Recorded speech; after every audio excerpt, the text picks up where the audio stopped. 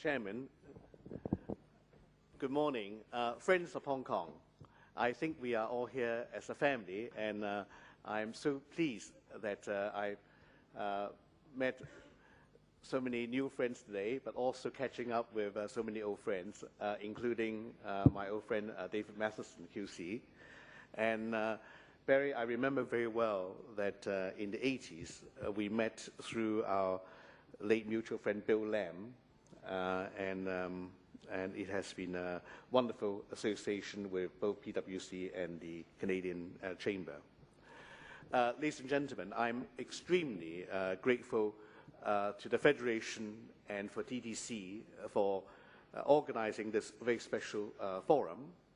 I'm particularly happy and grateful that I can this morning share the platform with Ms. Pansy Ho, whom I have known and admired for many years than both she and I care to recall. And I'm very, very pleased to hear her presentation, and her company is going from strength to strength, and is all credit due, deservedly, to Pansy and her colleagues. Ladies and gentlemen, the macro competitive factors of Hong Kong are well known to you as a wider family of Hong Kong, and Pansy in her presentation has highlighted some of the most important positive factors that we have as a hub. So I will not repeat some of these factors again. I would like to share with you this morning the experience of a small local Hong Kong family business that have been able to take advantage of all these macro positive factors and the rapid rise of China in the last 30 years to become an international investment institution with almost global presence today. I will talk a little bit about it in a few minutes, but always with a focus on China and China-related theme and strategy. Our hope and our ambition has always been playing a small part in connecting China to the world and the world to China. I returned to Hong Kong in 1982, having been trained as a solicitor in the City of London, and I practiced corporate finance and M&A transactions and China-related transactions at the very early stage of China's open door policy. That's when I had the privilege of meeting these well-known international lawyers from Canada, David and his partners, and also many others who are here, who we had the privilege of working as professional colleagues. In 1986, unfortunately, my late father became very ill, and I had to take over the chairmanship of our family securities firm. I'm very pleased to say that next year we will be celebrating our 50th anniversary in Hong Kong. By Hong Kong standards, we are one of the 10 oldest securities firms locally.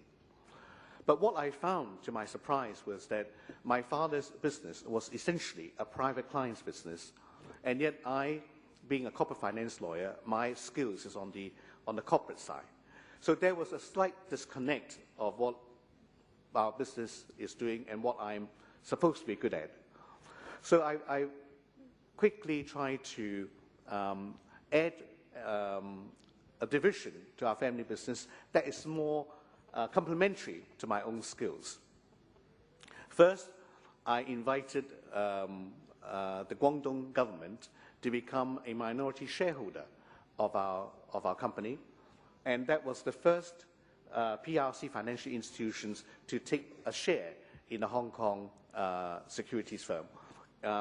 Today, it looks quite common, but in 1986, that was quite revolutionary. And over the years, we have trained hundreds of professionals who come through our firm here from Guangdong on a one-year training program, and thereby helping China to develop its initial pool of corporate finance and stock market expertise. In 1988, we founded a new company called First Eastern, that is the the brand that we have used ever since, to invest directly into China. And we had partners in Mitsubishi Trust and Marubeni of Japan. Our family had 65% and our Japanese partner had 35%. But unfortunately for us, a few months after we started, it came Tiananmen Square. And it was difficult at the time when Japan was imposing sanctions on China, like many parts of the world, to have Japanese partners in our consortium. So we immediately had to renegotiate to buy back our shares from our Japanese partner, which we did in 1990. And in 1990, we opened in Beijing, Nanjing, and Shanghai.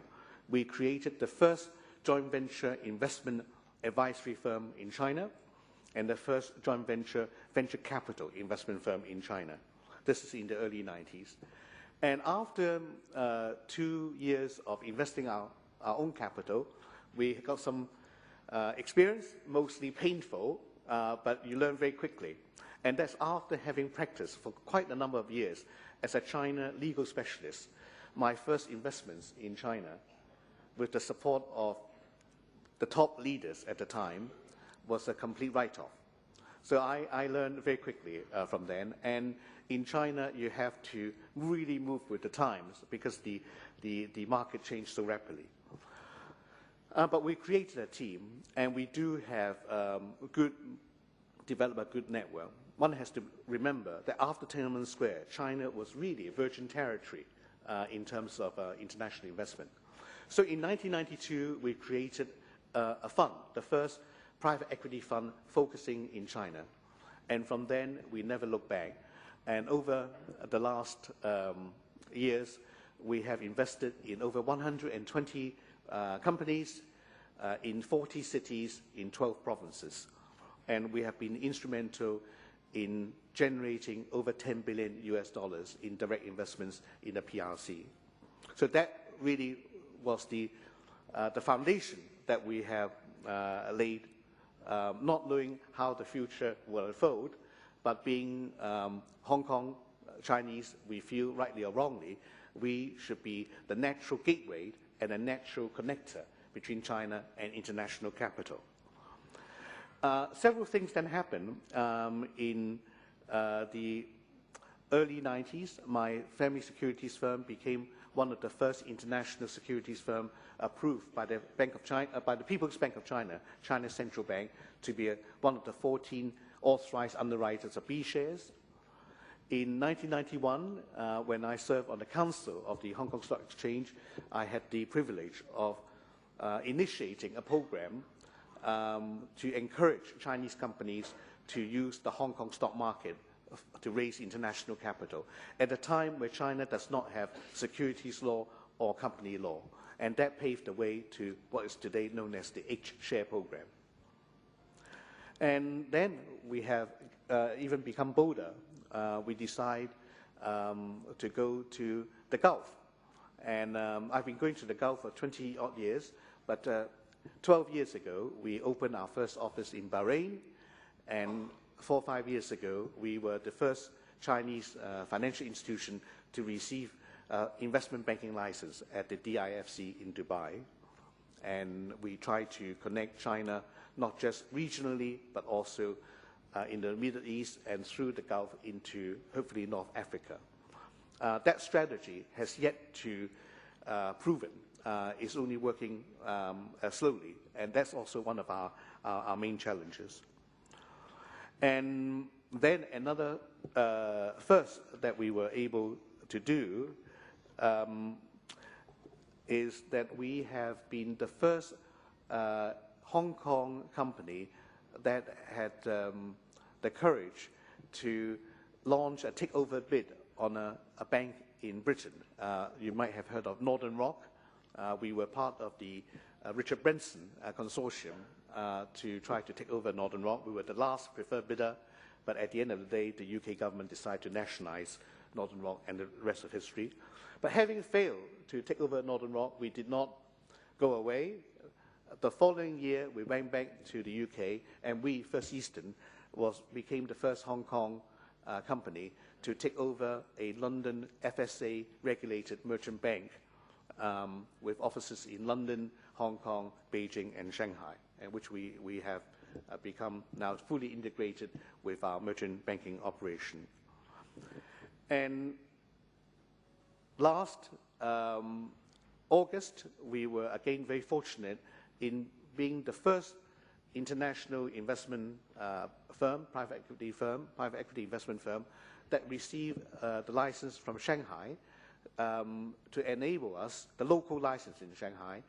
And this year, in September, we received a local license from Beijing to enable us to raise and manage RMB-denominated funds for private equity investment purposes. And this is something that we are very fortunate to be on the cutting edge of innovation. And on September 9th this year, we, in conjunction with ANA, All Nippon Airlines of Japan, have announced the launching of the first low-cost carrier in Japan. And we are the first foreign company, not just a Hong Kong company, to be able to take 33% ownership in a Japanese domestic airline. And that is the maximum foreign ownership allowed for the moment. So, and Barry very kindly mentioned the UK-China Fund that we launched last month on the occasion of the visit of the new British Prime Minister, Mr. David Cameron. Our DNA is such that we only do buy-ins as opposed to buy-out. We are very comfortable to be minority partners. We're not paranoid about control. Our mission is to add value to help our major partner to succeed, whatever methodology or route that may take. It may be introducing just capital, but more likely than not, it will include enhanced financial and management input, international technology distribution, and bring in the right professional expertise, or help them to raise capital regionally and internationally. That we've been doing for more than 20 years, investing in Chinese companies, helping them to go abroad. But as the global market now changes, Chinese companies are beginning to go global. More and more international companies come into the thriving China market because Europe and the American markets in the foreseeable future will still be stagnant in its gradual recovery. China is the shining light in the world as a new emerging market. But as a mid-sized company, it's very difficult to succeed in a market like China, as we have found out ourselves. So now we are turning the table. We're beginning to invest in medium-sized companies in Europe, in America, and in Asia, and together we'll help them to crack the new China market, particularly for the rising middle-class consumers. So, ladies and gentlemen, I think being based in Hong Kong and being Hong Kong regulated institution, you don't realize how fortunate and how privileged that is until you go abroad. When we were trying to take over Northern Rock, we have to go through FSA clearance. We stand naked in front of FSA. Although Northern Rock, we do not succeed. But when we acquired Evolution Securities Asia, we got permission from FSA within 10 days. I mean, that's amazing. I mean, even in an efficient market like Hong Kong, it would take probably more than 10 days, but we were able to do that. And we today are one of the few international institutions that are pre-approved if we would wish to take over a UK bank. Not that we would want to at any stage for the time being. But the reason is that we are Hong Kong, because the Hong Kong regulatory agency is considered to be Rolls-Royce by other international agencies. And that adds a lot of comfort. Now, being Hong Kong, again, going into politically sensitive areas, for example, in Japan, airline business is the core of its domestic infrastructure. And if we were a Chinese company from the mainland, it would have to go through, I think, probably more scrutiny for all the right reasons. But being a Hong Kong company, again, I think our colleagues in Japan feel very comfortable because they know Hong Kong, they know that we are transparent, and we are regulated in the same benchmark standards that they're used to. But we also have to adapt to change and always have to be innovative and, if possible, at the cutting edge of that innovation. And that is Hong Kong's own DNA.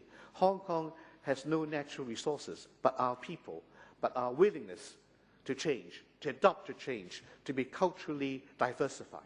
Now, that DNA for Hong Kong people, Hong Kong companies, are extremely competitive in today's changing world. And finally, as China continue to hum away, and in the relative chaotic global markets, China is still, despite all the challenges of inflation or the possibility of some asset bubble, China is still a pillar of stability in this region and probably in the global market. As China continues to rise in the 21st century, Hong Kong being the best and the most natural gateway to China, I believe that Hong Kong's finest hour is yet to come. Thank you very much.